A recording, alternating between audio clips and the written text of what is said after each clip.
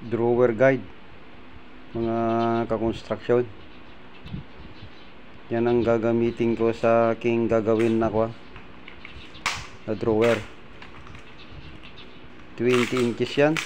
Buksan natin para maipakita ko sa inyo yung klase nya. Yan, may kasama na yung screw.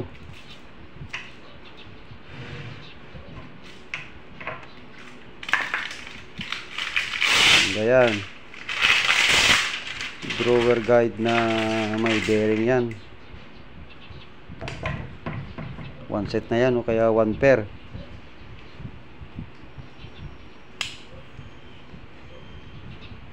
Yan ang pinabili ko sa may-ari, yung ginagawa kong built-in cabinet na may drawer sa kanilang kwarto. Ano, smooth yung pagkahila niya, maganda yan.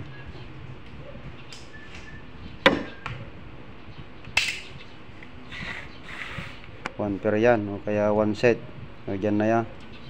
Dyan natin nilalagay yung ginagawa natin drawer.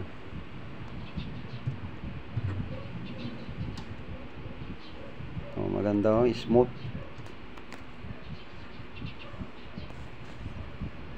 Yan, nakagawa na ako ng isa sa baba.